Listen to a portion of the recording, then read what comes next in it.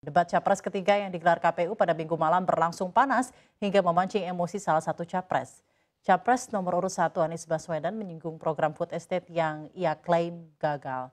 Menurut Anies, food estate-nya dicetus oleh Presiden Joko Widodo dianggap gagal karena lahan singkong seluas 600 hektar mangkrak. Anies juga menyinggung kepemilikan lahan pribadi Prabowo Subianto yang melimpah, kontras dengan jumlah anggota TNI yang memiliki rumah dinas. Atas hal inilah Anies memberikan nilai 11 dari 100 untuk kinerja Kemenhan. Pernyataan Anies pun sontak memicu emosi capres nomor urut 2. Menurut Prabowo, semua data yang disampaikan Anies keliru hingga menantang untuk beradu data di kesempatan lain. Prabowo juga membantah pernyataan Anies bahwa rasio utang ideal Indonesia adalah 30%.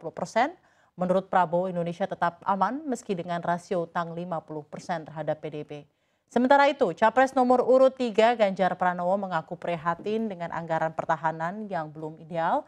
Pasalnya anggaran pertahanan saat ini masih 0,78% dari PDB, padahal semestinya bisa mencapai 1 hingga 2% dari PDB. Ganjar juga menilai kinerja Kemenhan belum optimal dengan memberikan nilai 5 dari 10. Sebuah ironi, karena itu kita ingin mengembalikan dan 700 triliun anggaran Kementerian Pertahanan tidak bisa mempertahankan itu, justru digunakan untuk membeli alat-alat alutsista yang bekas. Di saat tentara kita lebih dari separuh tidak memiliki rumah dinas.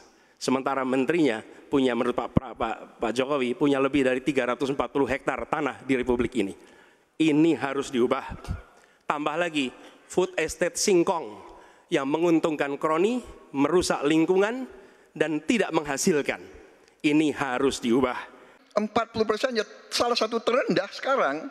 Jadi kalau kita mau bangun industri, tadi saya setuju sebagian dari yang Bapak sampaikan.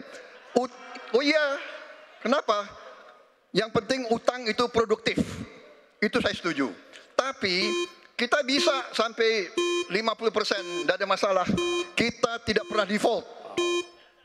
Kita tidak pernah default. Kita dihormati di dunia. Baik. Terima kasih. Kasihan prajurit.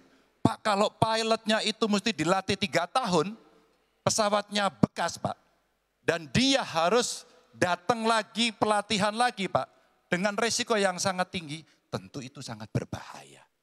Maka peningkatan itu, Pak, di awal saya sampaikan, kenapa pertumbuhan harus tinggi? Kenapa industri dalam negeri menjadi prioritas? Bahkan saya sebut tadi, tank dibuat di mana, heli, fregat, cyber dibuat di mana, agar kita bisa konsisten dalam perencanaan pembangunan, termasuk ketika kita membuat kapal selam yang sudah dimulai dari PT PAL.